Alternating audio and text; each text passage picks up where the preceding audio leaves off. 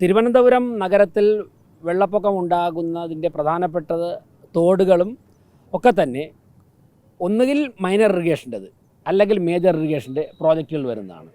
അതോടൊപ്പം തന്നെ PWD ചെയ്യേണ്ടതും PWD NHAI ചെയ്യേണ്ടതും KRFB ചെയ്യേണ്ടതുമായിട്ടുള്ളൊക്കെ പ്രവർത്തനങ്ങളുണ്ട്. എന്നാൽ പലപ്പോഴും ഈ തോടുകളൊന്നും അവർ സമയത്തിന് വൃത്തിയാക്കാറില്ല. അതുകൊണ്ടാണ് ഏറ്റവും പ്രധാനമായിട്ട് തിരുവനന്തപുരത്ത് വെള്ളം കിട്ടുക. ഒരു 6-7 ഡിപ്പാർട്ട്മെൻറ്റുകൾ, സംസ്ഥാന സർക്കാരിൻ്റെ ഡിപ്പാർട്ട്മെൻറ്റുകളാണ് ഇതൊക്കെ തന്നെ ചെയ്യേണ്ടത്. എന്നാൽ പലപ്പോഴും അത് കാലതാമസം വരുന്നുണ്ട്. ഇപ്പോൾ കോഡ് ഓഫ് കോണ്ടാക്റ്റ് ഉള്ളതുകൊണ്ട് അവർക്ക് അതിൻ്റേതായ ചില കാരണങ്ങളും പറയുന്നുണ്ട്. അപ്പോൾ ഇന്നലെ സംയുക്ത യോഗം ഉണ്ടായിരുന്നു, കോർപ്പറേഷൻ ഉദ്യോഗസ്ഥരുടെയും കൗൺസിലർമാരുടെയും അതോടൊപ്പം തന്നെ നേരത്തെ പറഞ്ഞ ഡിപ്പാർട്ട്മെൻറ്റിലൊക്കെ യോഗം ഉണ്ടായിരുന്നു. കോർപ്പറേഷൻ്റെ കൊണ്ട് സാധിക്കുന്ന തരത്തിൽ ഞങ്ങൾ തന്നെ അതിൻ്റെ സാമ്പത്തിക ചിലവ് നോക്കിക്കൊണ്ട് ഫീൽഡിൽ പോയി കൃത്യമായിട്ട് വെരിഫൈ ചെയ്ത് അത് ചെയ്യാൻ തീരുമാനിച്ചതിൻ്റെ അടിസ്ഥാനത്തിലാണ് ഇന്ന് രാവിലെ 7 മണിക്ക് തന്നെ കോർപ്പറേഷൻ്റെ സ്റ്റാൻഡിംഗ് കമ്മിറ്റി ചെയർമാൻമാർ ഉൾപ്പെടെ ഉള്ളവർ ഒക്കെ ഇവിടെ വരികയും ഉദ്യോഗസ്ഥരൊക്കെ വന്നിട്ടുണ്ട്. ഇതോടൊപ്പം തന്നെ ഞങ്ങൾ ഇത്തവണ ചെയ്തത്, മുൻപ് നഗരത്തിലെ വെള്ളപ്പൊക്കം പരിഹരിക്കുന്നതിൽ വിദഗ്ധരായിരുന്ന ചില ഉദ്യോഗസ്ഥരുണ്ട്. അവരിപ്പോൾ സർവീസിലില്ല, പക്ഷേ അവരുടെ ഉപദേശം തേടിയിട്ടുണ്ട്. അത് ഈ ഭരണസമിതി നേരത്തെ പറഞ്ഞിരുന്നു.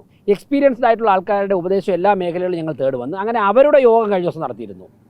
മുൻപ് പല ഇതുപോലുള്ള പ്രവർത്തനങ്ങൾക്ക് നേതൃത്വം നൽകി വിജയിച്ച ഉദ്യോഗസ്ഥരുണ്ട്. അവരൊക്കെ തന്നെ ഇന്നിവിടെ നിങ്ങളോടൊപ്പം ഉണ്ട്. അവരൊക്കെ പലരും റിട്ടയർ ആയി കഴിഞ്ഞു. പക്ഷേ അവർക്ക് വലിയൊരു എക്സ്പീരിയൻസ് ഉണ്ട്. തിരുവനന്തപുരത്ത് ഇത്ര മണിക്കൂർ മഴ പെയ്താൽ ഇന്ന സ്ഥലത്തൊക്കെ വെള്ളം കിട്ടും എന്ന്.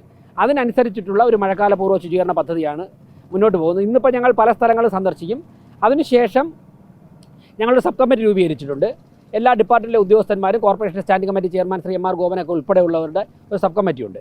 ആ സബ് കമ്മിറ്റി വരാൻ പോകുന്ന ദിവസങ്ങളിൽ കൗൺസിലർമാർ പറഞ്ഞനുസരിച്ചും ഞങ്ങളുടെ ശ്രദ്ധയിൽപ്പെട്ടതുമായ സ്പോട്ടുകൾ വിസിറ്റ് ചെയ്യും. ഇന്ന് ഞങ്ങളിപ്പോൾ ഇവിടെ ഈസ്റ്റ് ഫോർട്ട്, അതുപോലെ തന്നെ ചാല, പിന്നെ തമ്പാനൂർ, നന്ദൻകോട്, ഇങ്ങനെ ചില സ്ഥലങ്ങളാണ് ഇന്ന് സന്ദർശിക്കുന്നത്. അടുത്ത ദിവസങ്ങളിൽ സബ് കമ്മിറ്റി എല്ലാ സ്ഥലവും സന്ദർശിച്ച് അവിടെ നിന്ന് തന്നെ റിപ്പോർട്ട് ചെയ്ത് ഉപകരണങ്ങളൊക്കെ ആയിട്ട് ഞങ്ങൾ ഒരുപക്ഷേ നാളെയോ അല്ലെങ്കിൽ മറ്റന്നാളോ ഫീൽഡിൽ ഇറങ്ങും.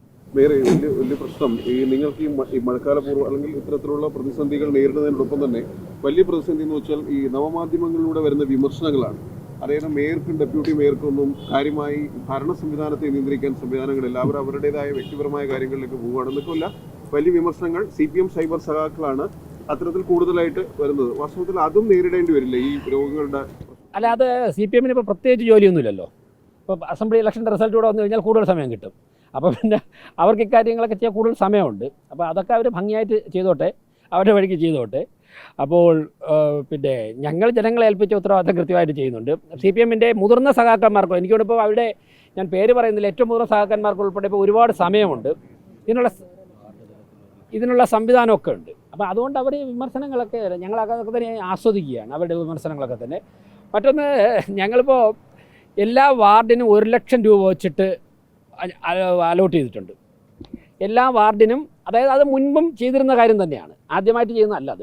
അത് എല്ലാ വാർഡിനും അനുവദിച്ചിട്ടുണ്ട്. കഴിഞ്ഞ തെരഞ്ഞെടുപ്പിന് മുൻപ് കൂടിയ കൗൺസിൽ യോഗം തന്നെ അത് പാസ്സാക്കി അനുവദിച്ച് എല്ലാ വാർഡിലേക്ക് അക്കൗണ്ടിൽ ഇട്ട് തുടങ്ങിയിട്ടുണ്ട്. ചില വാർഡുകൾ കൂടി ഈ ദിവസങ്ങളിൽ പൂർത്തിയാവും. അതിന് പുറമെയാണ് കോർപ്പറേഷൻ നേരിട്ട് ഈ മൈനർ ഇറിഗേഷൻ്റെയും മേജർ ഇറിഗേഷൻ്റെയും PWD NHAIയുടെയും KRFBയുടെയും ഒക്കെ ഉത്തരവാദിത്വത്തിലുള്ള സ്ഥലം കൂടി വൃത്തിയാക്കാൻ വേണ്ടി ഇറങ്ങുന്നത്. ചില ഡിപ്പാർട്ട്മെൻറ്റുകൾ അവർ തന്നെ ചെയ്യാൻ സമ്മതിച്ചിട്ടുണ്ട്. ഇപ്പോൾ ഹാൻഡെക്സിൻ്റെ പുറകിലുള്ള സ്ഥലമുണ്ട്. ഇന്നലെ തമ്പാനൂർ കൗൺസിലർ ഇന്നലെ ഉണ്ട്. ഇപ്പോൾ ഫോർട്ട് കൗൺസിലറുണ്ട്, ചാല കൗൺസിലറുണ്ട്. ഇവരൊക്കെ ഇരുന്നപ്പോൾ ഇന്നലെ തമ്പാനൂർ കൗൺസിലർ പറഞ്ഞത്, ആ പനവിള, ബേക്കറി ജംഗ്ഷൻ, അതോടൊപ്പം തന്നെ ഹാൻഡെക്സിൻ്റെ അവിടം, രാജാജി നഗർ, ഈ ഭാഗങ്ങളിൽ വെള്ളം പൊങ്ങും. അവിടെ PWD minor irrigation, major irrigation ഒക്കെ ചെയ്യേണ്ടത്. പക്ഷേ അവിടുത്തെ ഏകദേശം ഒരു 100 ലോഡല്ലേ ഇന്നലെ, ഒരു 100 ലോഡ് മണ്ണ് മാറ്റേണ്ടതായിട്ടുണ്ട്. അത് ഞങ്ങൾ ആ ഉത്തരവാദിത്വം ഏറ്റെടുത്തു. അതിന് ഞങ്ങളിന്ന് അങ്ങോട്ട് പോവുകയാണ്. അപ്പോൾ അത് മറ്റുള്ള ഡിപ്പാർട്ട്മെൻറ്റിൽ ചെയ്യേണ്ടതാണ്. അപ്പോൾ ഞങ്ങൾക്ക് ഒരുപാട് സമയം, ഒരു 10-18 മണിക്കൂർ കോർപ്പറേഷൻ്റെ പ്രവർത്തനങ്ങൾക്ക് വേണ്ടി ചിലവഴിക്കുന്നത് കൊണ്ടാണ് ഞങ്ങൾക്ക് ഇങ്ങനെയൊക്കെ പോകാനും. ഇന്നലെ രാത്രി 11 മണി വരെ ഇതിൻ്റെ വിവിധ മീറ്റിംഗ് ആയിരുന്നു. രാവിലെ 6-7 മണിക്ക് ഞങ്ങൾ വീണ്ടും ഇറങ്ങി.